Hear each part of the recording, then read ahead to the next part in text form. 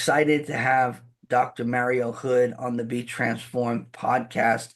Dr. Mario is also a pastor at Church on the Living Edge. Bishop Sharona established that church, and he's been with him a long time. And he's just written a new book called Sailing Together, which I've started, and I'm enjoying it. And it's touching on the different generations and how to be fruitful in ministry. And I'm just really enjoying what Dr. Mario and Misty and Bishop Sharona are doing for pastors. If you're a pastor listening, they've got a network called Engaged that is really helpful. It's really relational, and there's space to grow and to learn. And it's been really a blessing for me. It was about almost a year ago, like maybe 8 months ago. I was in Croatia with my wife, and we were celebrating our 15th wedding anniversary. And I just really felt a strong necessity to connect with Bishop Sharona's network. And Mm. it's been a blessing in my life. And so that's kind of how I got to know Dr. Mario and his wife, Misty. And we wanted to have him on the Be Transformed podcast because he is an intriguing and interesting guy. And he's been working with Bishop Sharona a long time. So there's just something there that to me is just interesting because I think that in a sense we're bridges, as it Mm. relates to the younger people coming up and some of the older people on the way out. And we're not trying Yeah. to push them out of, out or but it's just we're kind of like in between where, we don't look old but we're not as dumb as we were, like so it's kind of like an inch. I mean, for me, I don't know, I can't speak for you, but for me, I feel like this is the greatest season of my life so far. Yeah, How absolutely. old are you, Dr. Mario? Yeah, I'm 40. So I'll turn 41 in October of this year. Okay. Yeah, so I'm 41. Whoa, Boom. wait. Yeah, yeah, I'm like, how old am I? I literally See, just there you go. We don't look old, but there's old tendencies in yeah, us already. exactly. I just turned 41 in February. And Awesome. so, yeah, so we're at an interesting time. Um, and so anyway, if you don't mind me asking, how has it been like working at Church on the Living Edge and working with Bishop Sharonan? Because a lot of people don't have the privilege of being up close and personal with someone of that nature, of that Absolutely. Yeah. stature in the spirit. Yeah, that's a great question. I mean, it's a funny story. I won't tell all of it. I'm sure it's out there somewhere on the internet because I've talked about it before. But Um, yeah, so I've been here for 15 years. We just transitioned October 2024. Me and my wife, Pastor Misty, as she's known around here, are the lead pastors now. Bishop and Pastor Ruth are still our overseer, still our bishop, functioning bishop. But they transitioned the lead pastor role over to us last October. But I came here in 2010 as the youth pastor, and it may be hard to believe, but I had no idea who Bishop Sharona was before I got here.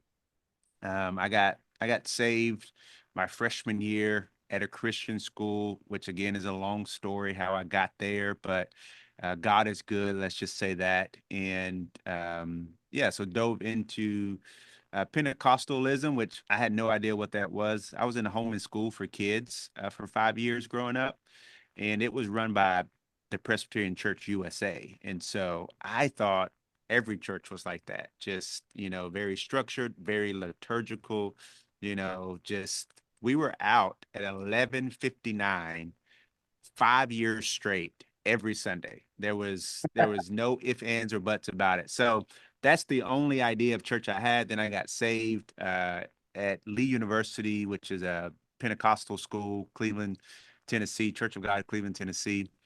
And so, which is a world in and of itself, right?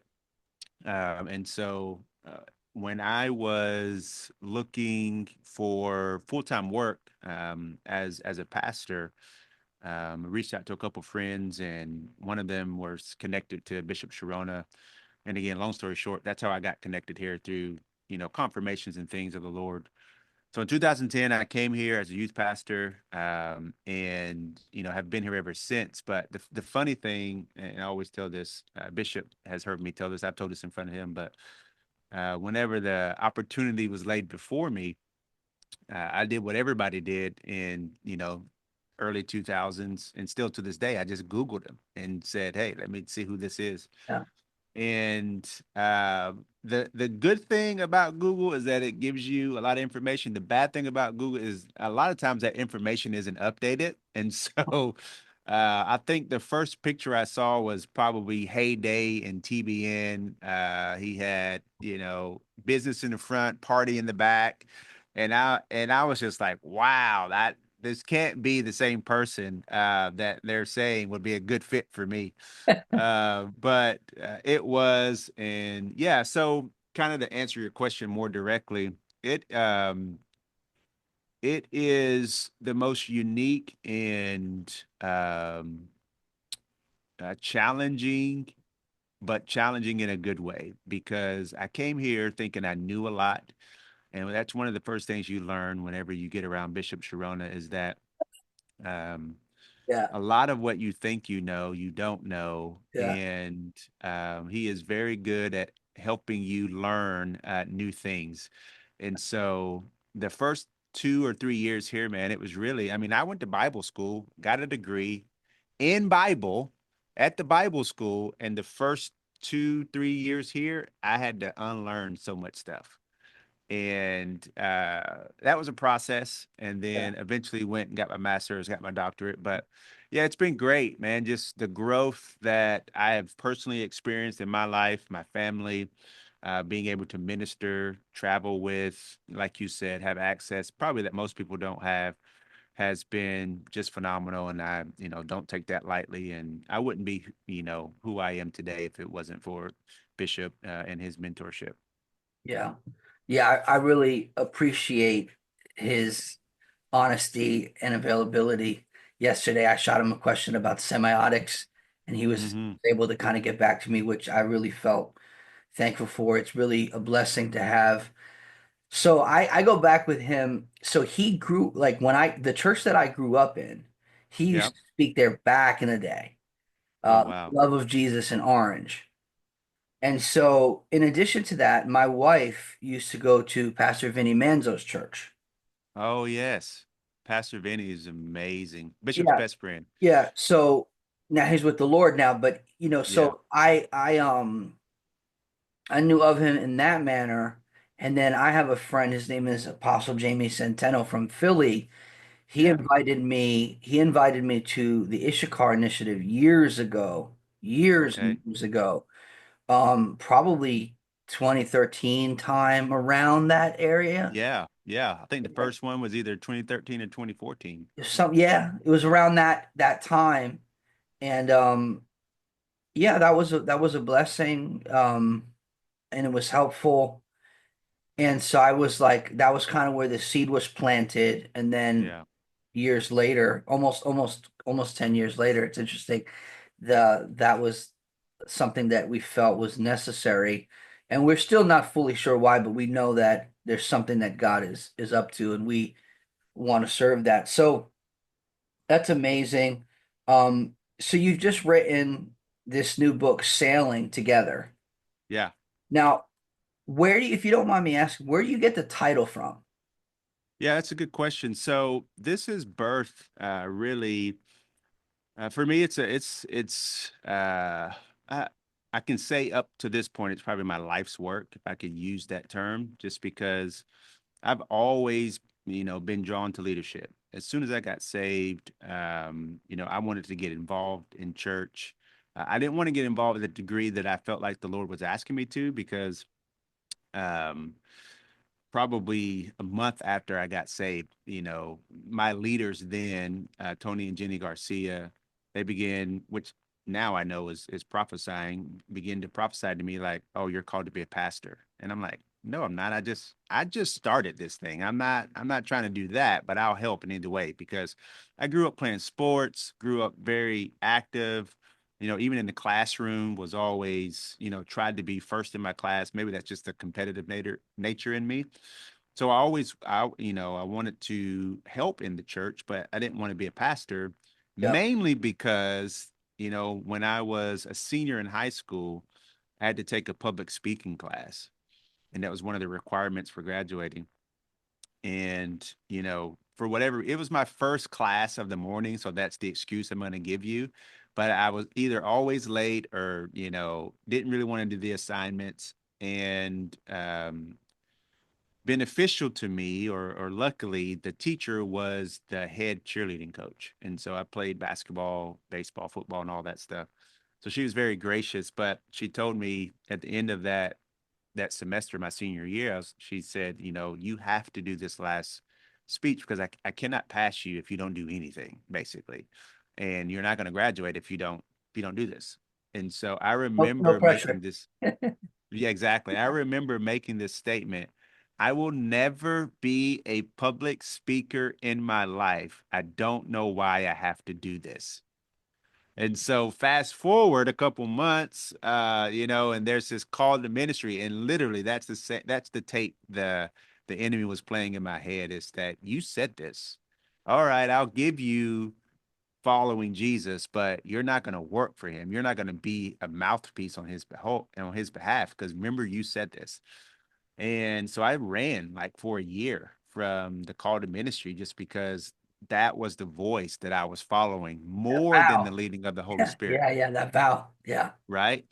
And so but once I, understood that, God's grace is bigger than, anything I could ever do, I surrendered to that. And so I just started this journey of being led by the Spirit, being led by the Spirit. And so when I got to my doctoral work, that's what I focused on was, hey, how, a question that I was wrestling with is we always talk about being spirit led, but what does that actually mean? Like, what does that look like? How do we um,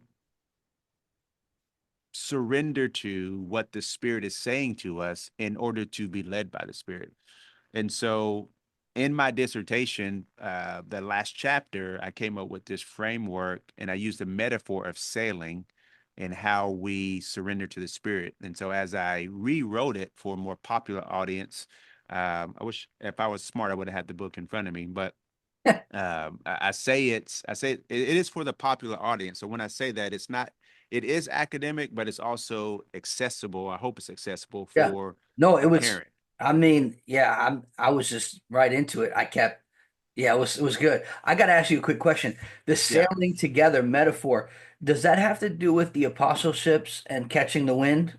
Does that have anything to do with that? Kind of, yeah. So it's all metaphorical for the spirit, right? The spirit blows, the spirit's moving, and so for us, paracletic, right, which is the word for the spirit. In John 16, when Jesus talks about, "I will leave you another comforter," right? Paraclete. The word there in the Greek is parakletos, Yep. which a lot of times is translated comforter, which is fine, but there's a deeper understanding of what that means. And so Excellent. John is the only one that brings out the spirit in that way. And so the adjective verb form of that is paracletic, which is the leadership that I put forth. And so in layman's term, it's spirit-led leadership, but particularly meaning this, that number one, our position is alongside, right? Alongside. So Yeah, as pastors, as leaders, as Christian parents, we're not supposed to make anybody do anything. We're not supposed to push anybody to do anything, but the paraclete comes wow. alongside to help guide you, right? And so metaphorically, if we are, a sailboat, right? So I use the sailboat because it doesn't have a motor. That's You right. have to be able to catch the wind, Wind. right? And so you have to be able to know where the wind's blowing, even if you don't necessarily know where it's going to take you, but at least put your sails up to catch that wind. So we come alongside others. And then the agency, this is the big thing for me when it comes to leadership, is that paracletic leadership is all about stepping into what God is already doing. A lot of times, traditional leadership, secular leadership is all about what can you do to get others to follow you. But Yes. paracletic leadership, spirit-led leadership, the spirit is already working. So our job is more about discerning, coming alongside so that the spirit can continue to work and we get to join in what the spirit is doing. And then finally, the purpose, right? Our purpose is to help other people be and become what God intends them to be and become, not necessarily what we want Being, to, yeah, exactly. you know, make them do. Now, listen, at the end of the day, excuse me, there's simple things, right? Like today, we are in the middle of having, open prayer on Tuesdays at our church. And so, you know, I had to turn the lights on, right? I had to turn the music on, right? So there are simple things we need to do that we don't have to have the spirit to tell us to do. Yeah, yeah. But there are other things where it may be strategic for us to do them, but it may not be spirit led. So for Yes. instance, for Yes. us, Yes. Yes. right? For us, we Yes. used to have an Easter family bash every year, which is totally fine, right? So if you're a church, you have an Easter family bash. I'm not saying don't do that, but for us, we sat down as a team and said, what is the result that we believe the Spirit wants us to create when it comes to Resurrection Weekend for us, Easter weekend? And as we decided together as a team through prayer, it was having people encounter God, experience transformation, and have their lives elevated. Could that happen through an Easter family bash? Absolutely. But at the same time, we weren't using that as evangelicalistic, hey, if you're here today, you need to give your life to Jesus. It was just, a thing for the community, thing for our church. But then we began to talk, and particularly with our children's pastor, and she said, well, I've always wanted to do basically a kid version of the Stations of the Cross throughout that Easter Sunday or that weekend. And we said, well, hey, well, what does that look like? Long story short, we began to do that last year, and we had more impact doing that than we did doing the Easter family bash. And so for us, that was a confirmation that the result the Spirit wanted to create was transformation. And that transformation came through a different avenue than what we were just used to doing because we thought it was strategic. So those are some of kind of the practical ways. But Yeah. to answer your question, yeah, that sailing together comes from you, me, and anybody else that I come in contact with. We are on a journey together. We are in a sailboat together, trying to catch the wind of the Spirit. How do we do that together? From a generation that, like you said, is moving on to a different phase of their ministry to a generation that's coming up behind us, so that we're all doing this together in order to see what the Spirit wants to create. Yeah. Yeah. And also too, as it relates to pastoring people and loving people and caring for people and coming alongside of them, when you're coming alongside of them, you're really in it for what is best for them. And Absolutely. there are times pastorally where you have to give counsel that is contrary to your own interests. Hmm. And then you have to choose, like, are you going to be about what's best for the person and what does the Lord want to do, or what's best for you? And there was a family in our church, great people, they make movies, good people, love them. And I looked them, in the face and I said, to be honest, I think the church is too far for you. And I Mm, think that it would be better for you to find something closer based on the nature of what your Sundays look like and all of the other circumstances in your life. And they were the absolutely. last people I was trying to throw out, right? But that was something that was necessary to see, am I going to choose the Lord's interests or my own? And Exactly. and I think that that's the difference between paracletic, is that how I say it? Perfect, man. Paracletic um, leadership, which is really coming alongside. It's almost like the arm over the shoulder instead Absolutely. of pushing. An old man of God said this to me in Brooklyn once. He said that God leads, Satan pushes. Mm, And that's so so good. the idea of pushing people is a misuse and an abuse of power. And Yeah, I found that if you let people hear from God and create space for that, that God will speak for you if you wait for him. absolutely. And it's much better when he kind of instructs someone to do something because it didn't come from you. Like Right. even like how we Absolutely. started this podcast, I had a guy come to me and say, I want to do this." I said, Hmm. "Okay, let's remember if we get bored of this, that you were the one that came to me and said you want to do this. This was not me coming to you." Absolutely. And so, Yeah, that's important. And I think that in the type A personalities and all this leadership, strategic this, strategic that, which I love that. I mean, in my strength finders, that was my top one. So yeah, I get all that. yep, But it's not enough. And many times it's actually contrary to what the Spirit wants to actually do and what God is absolutely. actually doing. Yep. So, and I really appreciate the metaphor that you use because, from what I understand, apostleships, like you said, in the ancient world, they did not have motors. So they Hmm. had to put their wind the sails up rather to catch the wind, which means that they weren't really going in a straight line toward their destination. They were tacking, it's called. Yep. So they were coming one way and then coming the other way. And this way, Yep. and it was all all of the movement was based on the wind.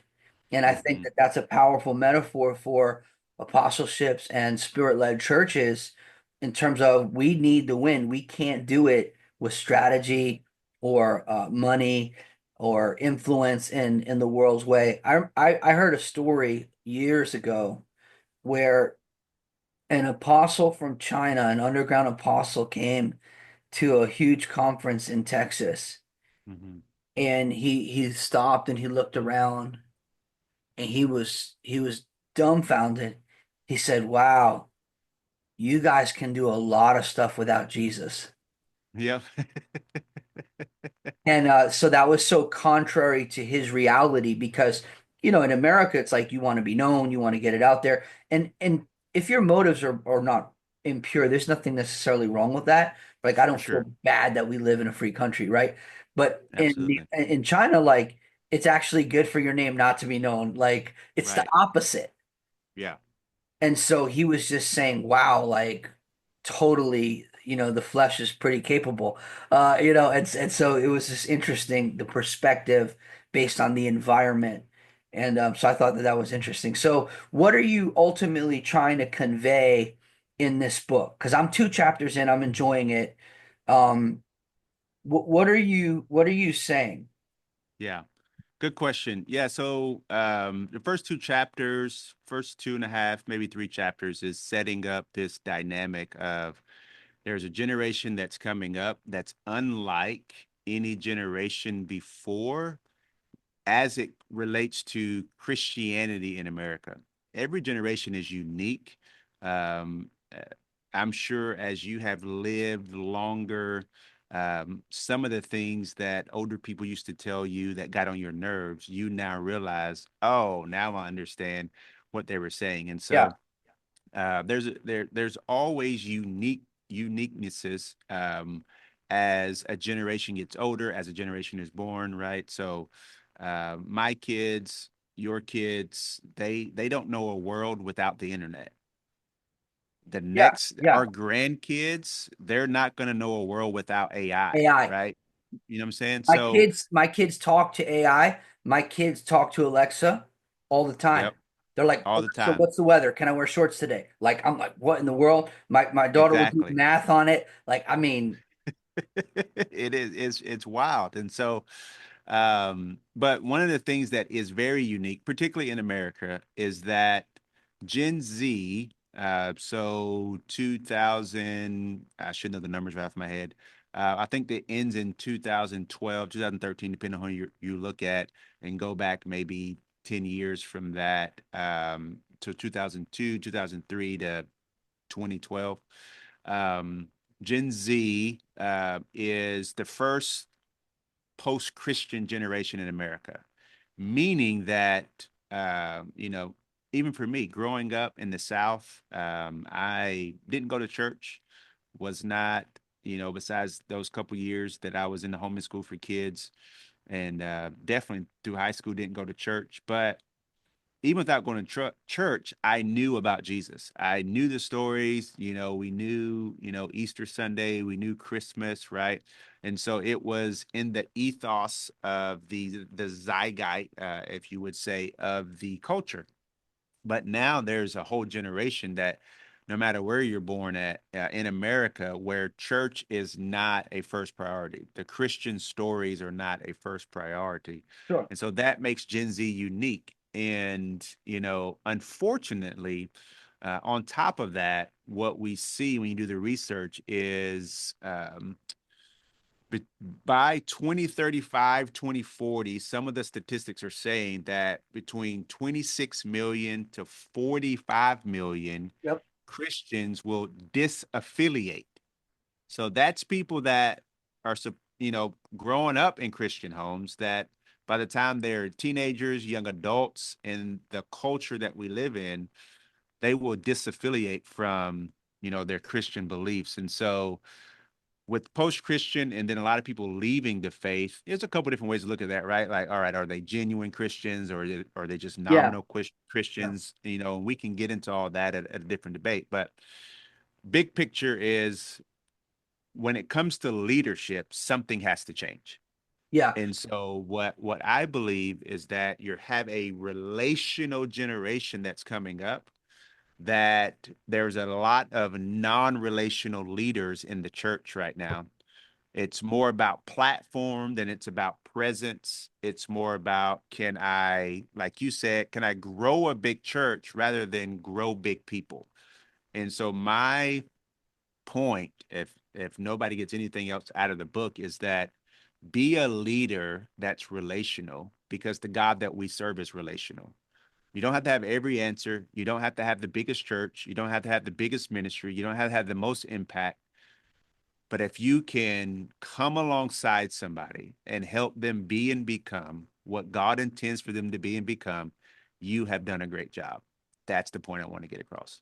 Yeah. That's so important. And that really pushes up against the celebrity culture. Like we're Absolutely. looking for celebrity, God is looking for integrity. Right. That pushes up against the selfish ambition, uh, Hmm. the materialism, and everything that comes with. It's basically the American dream with the name of Jesus on it. Absolutely. And it's not the kingdom of God, and it doesn't have kingdom of God impact. And I appreciate, what you're saying. I also appreciate what Bishop Sharona is saying, because on a national level, I have not really heard any major apostolic leaders talk Hmm. about the crisis that's in the American church. And Yep. I have a good friend of mine is a very influential leader in the nation of Brazil. In fact, Bishop Sharona was with him, I think, last year, a guy named Yep. Teofilo Hayashi. Oh And yeah, he's yeah, going back this year, I think, too. So yeah, he has Dunamis. And so I'm going to be preaching at one of his churches in Portugal in June. I go back with him since 2008. And that's we've got a awesome, man. mutual friend named Abner Suarez, a prophet out of North Carolina. Anyway, so I've talked to T. We've had extensive conversations on that the American church is in a major crisis. Hmm. And just because people are paying the bills doesn't mean there's not a crisis. And part of the problem is, as long as we're paying the bills, sometimes we can't discern the nature of Right. crisis. And so I think that you spelling that out as it relates to a younger generation that is getting that is disconnected, and getting more disconnected in one sense. But Hmm. then there's also other stuff that is good in the sense of like Bible sales and Bible reading is up. And Absolutely. for me, I think that when people become like disenchanted with church or disoriented, it's actually a real opportunity for us. It's actually not a problem. And Right. so one of the things I said is that, look, like, people have talked a lot about the pandemic, and I think Yep. the pandemic has it's a pandemic to some, a pandemic to others, but at the end of the day, it hurt the economy, it hurt people, um, And then there's also people, which is really warped or bizarre, but for us, I'm just telling you my story. This is not everyone's story. For us, Yep. it actually helped us a lot. In other words, we came out of the pandemic better than when we went into it. And it was Mm, actually a turning point in the life of our church, ministry, and I would even say my family. And I would even say that it affected us financially in a positive way. yeah. And so that's not the norm when you hear it. But what I've said to people is that it takes people usually 5 to 10 years to destroy their life. And Yep. I usually tell people a bad decision usually costs you 3 to 5 years. Yeah. So and I know, I trust me, if I know anything, I know that. So I'm saying to people that there's people who've been destroying their lives that Mm, we're gonna get to pastor them absolutely. into the kingdom. And Yeah. so what I'm seeing is instead of just like the typical evangelistic type of bringing people into the kingdom in that manner, we're Hmm. seeing people pastored into the kingdom. Now, Sunday we saw two people get born again. One literally walked into the streets, in from the Hmm. streets. And the Wow. context of our church is very different. Like I pastor a church in West New York, New Jersey. So Okay. the best pictures of Midtown come from our side of the river. So that's Wow. where we are in relation to New York. So we pastor in the third most densely populated city in the United States of America. So there's 50,000 documented people Right. in 1 square mile. So Wow. in relation to New York City, Manhattan is eighth on people per square foot. Wow. So we have different challenges such as parking. Um, Absolutely. it's kind of like a double wide hood storefront with bars on the window. Yeah. But yet the people that go there, it's very interesting because you can have people that are coming in off the streets for food, and then you have other people that live in $1 million house in the suburbs, and Yeah. you have Section 8 housing on one corner, and literally 120 feet away, you have $3,000 one-bedroom apartments that you need private security to even get into the building because you can't even get into the building. So the span uh, Yeah. of who's there and what it looks like the UN, and it's not because we're Yeah. trying to be like woke. It's just because this is New Jersey. This is the For reality. sure. Yeah. Yeah. So I grew up with that type of environment, and so that's what's happening. But what we're seeing is people getting pastored into the kingdom, and people coming with problems and pain, and Jesus being introduced in that way and in that context. And so Yeah. I love that. that's kind of, I think, the I guess you would say benefit of all of the brokenness and pain is that they're going to be introduced to someone that really can heal and transform their lives. Like one of the girls on our podcast, she 2.5 years ago was LGBTQ, Yeah. um, BLM activist, abortion activist. She was like everything on Hmm. what we would call the left side of the Yeah. spectrum. She was gay. I mean, everything. Yeah.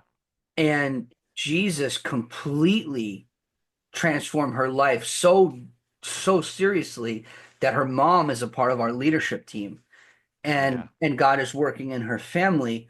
And so to me, I'm really hopeful because I think that all of this brokenness and craziness has given us an opportunity for real healing and Yeah. transformation. So it's not like people are just coming to church to attend. It's like they're coming for their lives to be ratified because the pain is that heavy.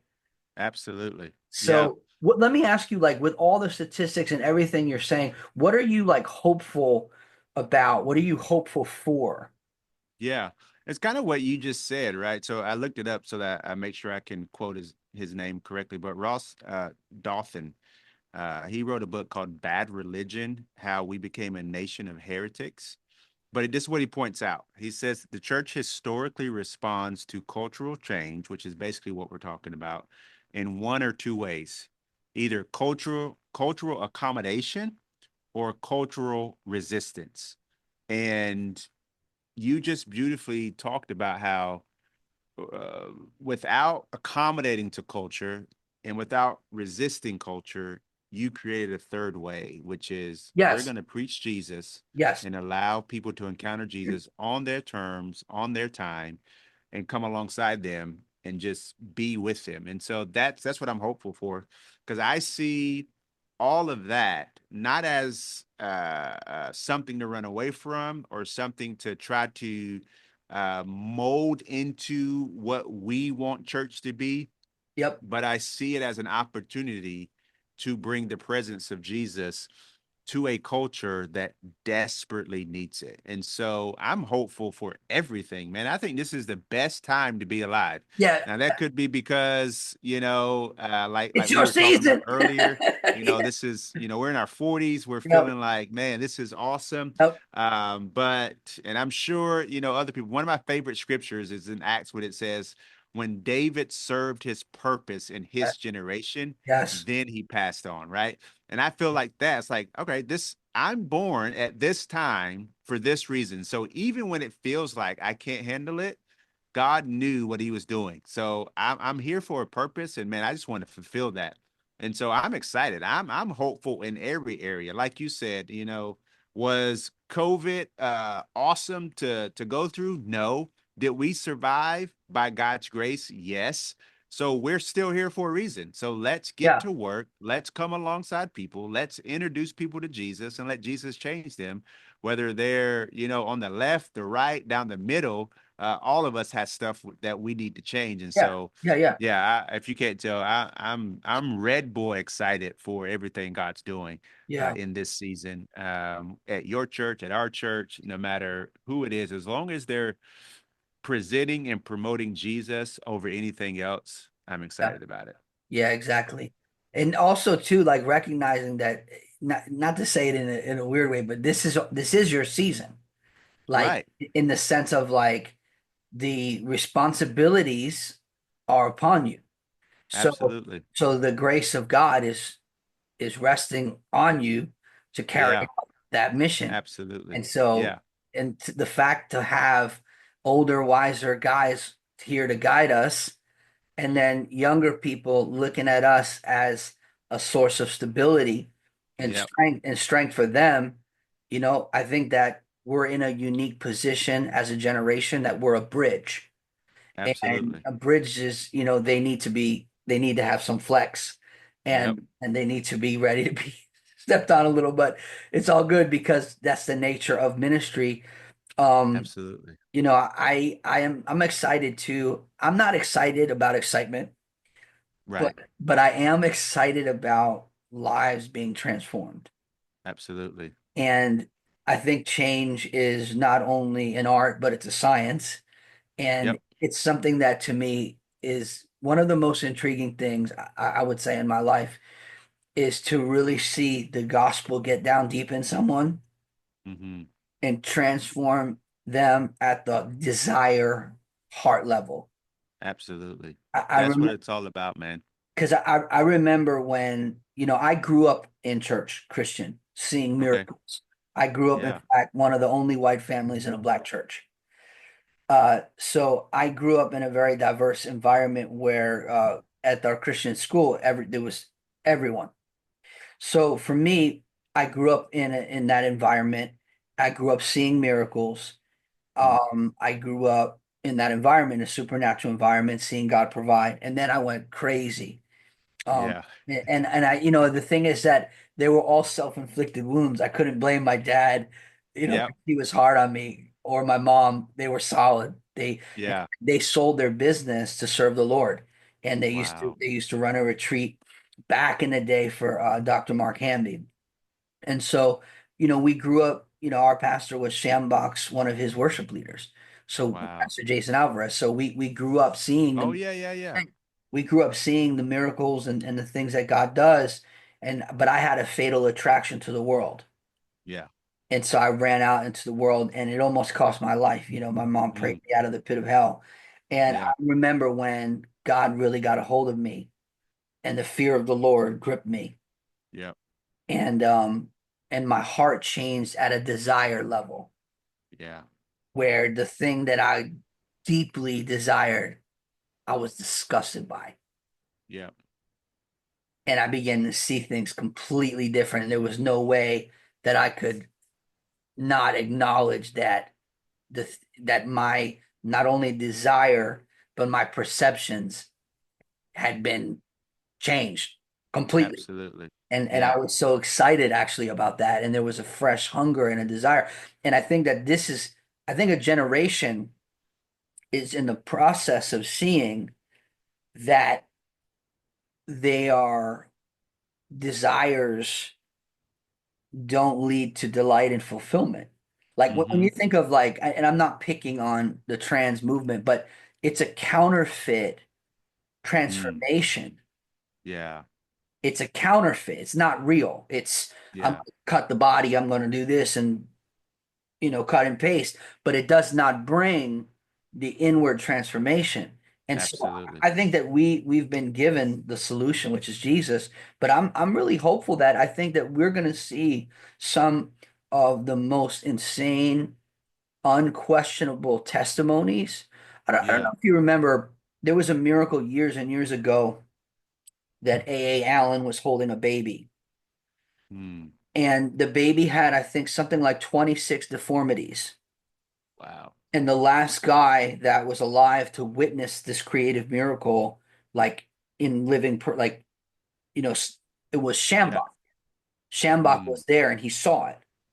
And I think that that story and that testimony Mm. is a picture of a generation that we're going to be able to see and be eyewitnesses to some of the most radical Come on. transformations Absolutely. that give actual complete credence to the resurrection, like the days of the apostles, in the sense of you're seeing people that were completely Mm-hmm. delusional and given over to deception and evil and things that ultimately harm them Yeah. come to Absolutely. Christ, find healing, and are then instruments of just the Lord. Like even when Yeah. I think of that young woman in our church, I'm just like, within 2 years, she was like almost unrecognizable Mm-hmm.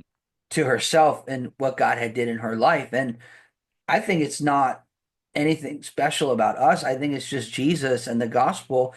And when someone wholeheartedly embraces that, the Spirit works and he comes Absolutely. alongside like your book is saying. So can you just give me, Dr. Hood, can you give people who are listening just Mm-hmm. maybe a few practicals of how we can come alongside people and put some of the truth in your book that is available on Amazon, and I Yeah. encourage you to get it, called Sailing Together, Shaping the Yeah. Future.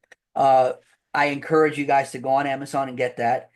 But can you give us just a few tips and a few keys, just of practicals of, let's say we have that heart where we want to For stand sure. with people in their time of need or in their temptation or in their adversity or in their struggle. How can we come Yeah. alongside them and stand with them? Yeah, absolutely. That's a great question. And I mean, I think it'll look different for each person. You know, one of the things that good theology does is that it is contextual. Doesn't mean that you can make it say anything you want to, but um, what the Spirit is doing in Orlando may be different than what the Spirit is doing in New Jersey, right? Yep. And so what I would say, there's four questions, right? So again, going back to spirit-led leadership, I don't need the Spirit to tell me to, take Brush a my teeth. bath. Yeah, yeah. You know what I'm saying? Like, Yeah, yeah. yeah, I was gonna say that. That's so funny, right? I was gonna say brush my teeth, and I was like, nah, let's just say take a bath. So, right, like there's things that, I don't need the Spirit to tell me, but then there's other things where I do.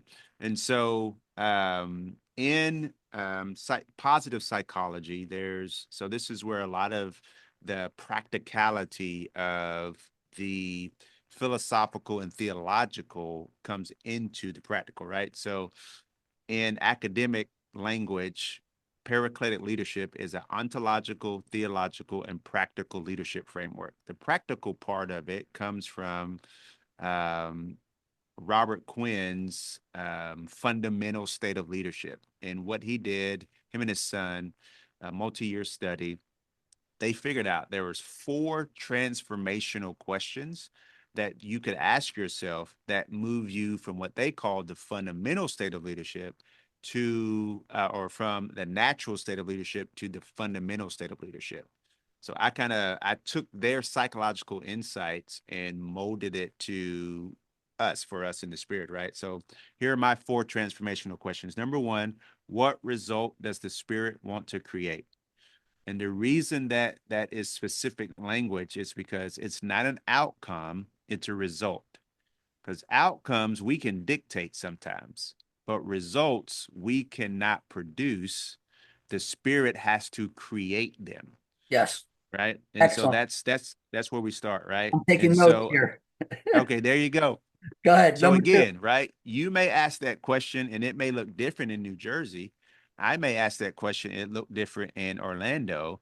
Now, do we have basic fundamental things we would never do? Absolutely, right? There are things that, seem Yeah. like, oh, this would be a great strategy to reach people, but at the end of the day, it's like the end doesn't justify the means. So, Yes. That's very so we'll important. just it is. So just make sure that everybody's on that, right? A lot of times you're here in Christian circles, like we'll do everything short of sin to win people. And I get the heart behind it, but the statement is very It's unwise. dangerous, It's right? unwise. Because I don't even want to be close to sin, right? The, Yeah. the, the point is not to get as close to sin as possible trying to reach people. Yeah. It's no, how do we stay as far away and let the presence of God reach people where they are, right? So the I illustration I always use, particularly talking with young pastors, is in Florida we have gators everywhere. Gators are, if there's a body of water and it's not the beach, there's probably a gator in it. And so, wow. if I was to walk up to a lake, a creek, a pond, and see a gator, I'm not going to try to get as close to it as possible in order to Thank you. take a picture of it. Number Thank one, you. I'm not even going to take a picture of it. But if I was going to take a picture of it, I'm going to use the zoom lens on my iPhone and let it do the work, right? And I can say, oh, there's the gator, right?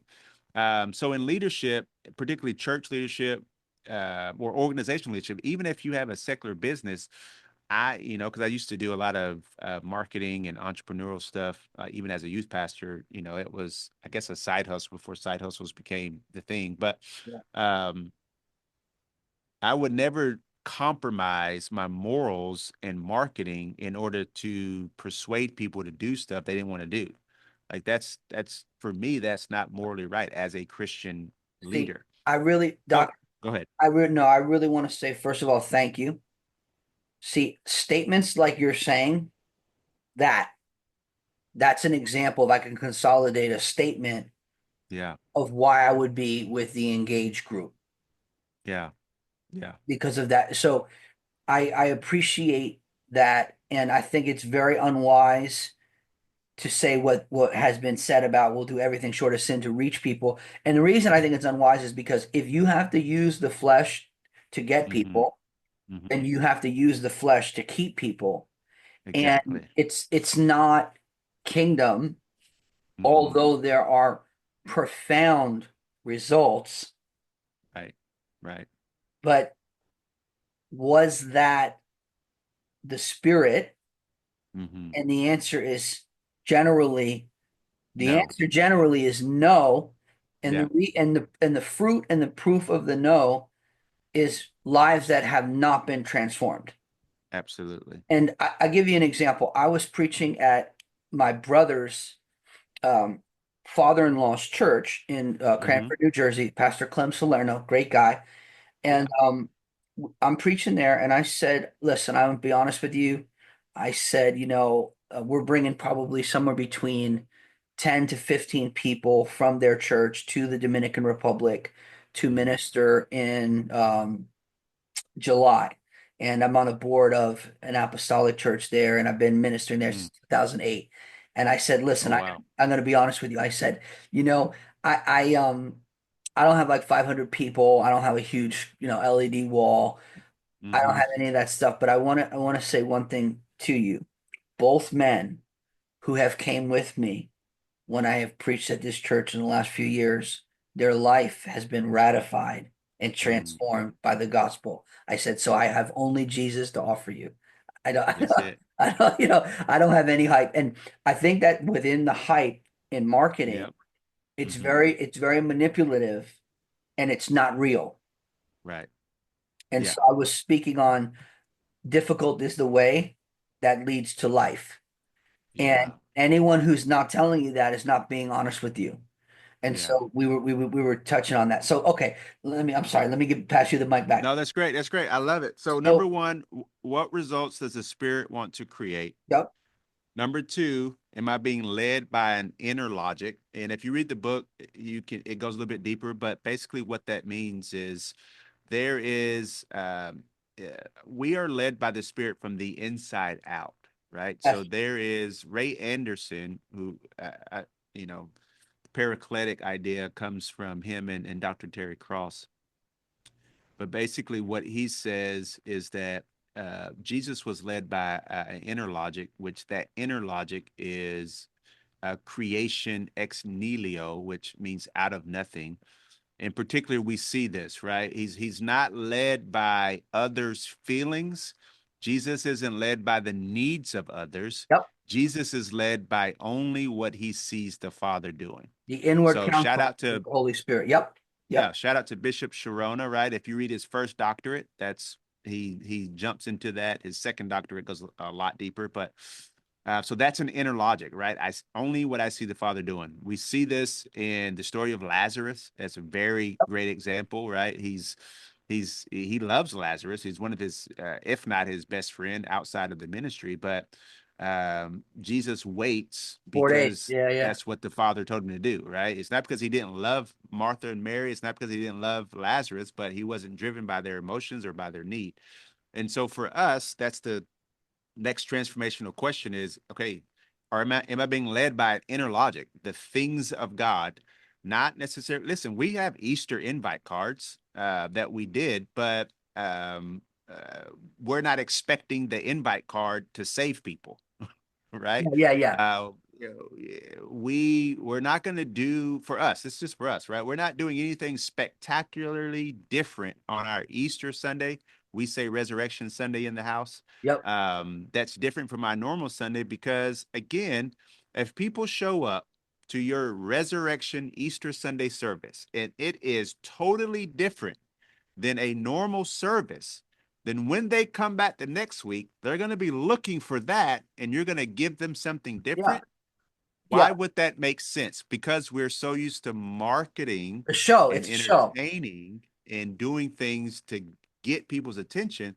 Then, like you said, the way that somebody comes to your church or I used to always say to young people, the way you come to faith is the way you stay in faith. So if I got to convince you every single week to stay, Yeah, I'm not relying on the inner logic of the Spirit. I'm relying on strategy for Mario. yep, yep, yep. I appreciate that. So number three and number four. Number three, am I prioritizing the other? Here's a big shift. So in the book, I talk about this paradigm of the shift from pastor to CEO. And a lot of pastors, particularly in America, particularly in our spirit-filled streams, function more like CEOs than pastor shepherds. And so that question, am I prioritizing the other? Everything we do as Christian leaders should be prioritizing the other, and the other is a big O because it represents other people. That doesn't mean that we allow other people to walk over us. It doesn't mean we diminish the agency that God's given us, but it does position us to be welcoming and hospitable. And then finally, number four, am I curious and open? Again, as spirit led people, do we believe in structure? Absolutely. But we also believe that the spirit can direct and redirect. Correct. There's Yeah, so many stories where Paul wants to go somewhere or the apostles want to go somewhere And God says, no, you can't go. You can't go preach the gospel there. Yep. Stay where you're at. Yeah. But we always want to go and go and go and do something different and do something here or stick with what we got there when the spirit, like you said, being bridges, we have to be flexible, we have to be adaptable. So leading with that mindset, am I curious? Am I open to what the spirit may be telling me something different, even if I believe last week we were supposed to do this? Well, maybe this week is different. There's Yeah. new mercies every day. Yeah. Yeah. So those are the four questions. And I say from that, the practicality comes from those four transformational questions. That's awesome. So yeah, I love that. Guys, for those who are listening, watching, you can get Dr. Mario's book, Sailing Together, on Amazon, wherever books are sold. It's available on Kindle as well as a hard copy. Yes. I've got it. Commenting on your last point, I really think that what you're saying is important, and it makes me think of Paul when he was wanting to go to Asia, and then he has the Yeah. Macedonian man, and then the Macedonian man is not a destination, but it's a direction, and then he Yeah. meets Lydia, and Yeah. the church in Philippi starts. And the Yep. fascinating part of that is that the church in Philippi was the only one that stood with him when he was in persecution. And That's so it. imagine he's literally eating in prison Hmm. because he allowed the Lord to redirect him. His life Absolutely. depended on it, not just their Yeah. lives. So, Yeah. so the idea of allowing the Lord to direct and redirect, it's like our life depends on it. We really do live by every word that proceeds from the mouth of God. And That's it. it's really important to have a listening heart. And I just find that that's just the posture of humility is That's one it. that is always looking to the Lord to say, okay, you're the leader, and Absolutely. so I want to follow you. And he comes and puts his arm around us, and he's our guide and our comforter, as your book brings out. And so I appreciate your life, your work, your sincerity, your perseverance. And for those who are listening and watching, I'd like to encourage you to go again to Amazon, grab Sailing Together by Dr. Mario Hood. It brings out some really important insights that are pertinent to now that will help us shape the future in faith for the next generation. So bless you guys. If this was helpful for you, I would encourage you to share it with someone. Dr. Mario, Yes. how can people find out more about your ministry? Yeah, absolutely. Well, first of all, thank you for having me, man. I really, really enjoyed this. I appreciate all the work that you're doing. I always appreciate your insights and the wisdom that you bring to the engaged group. And so, thank you for having me. Pretty easily, you can go to leadersseminary.com is kind of the main website to where all of my leadership stuff is at, which then connects you to the social medias basically. But I am more active on Instagram, Mario Hood, than anything. And then there's a Leaders Seminary Instagram as well. And so I take a lot of the stuff from the book and it's always posted there. And then, we have the honor of leading church on the living edge here in Orlando, Florida. So COTLE Orlando.com if you want to follow the church or, keep up with anything there. But yeah, pretty easy. Mario Hood on most social media platforms. And then that'll link you to the Leaders Seminary stuff as well. My heart is to help leaders bridge theology and practicality in every area of life. And so, navigating leadership through a theological lens is my heartbeat. So, hopefully, there you'll find something helpful there. Yeah, thank you again, Dr. Mario, for everything you and Pastor Misty do with Bishop Sharona for the pastors. We definitely feel Absolutely. loved and cared for by you guys. So thank you. Awesome. You're welcome, man. Thank you.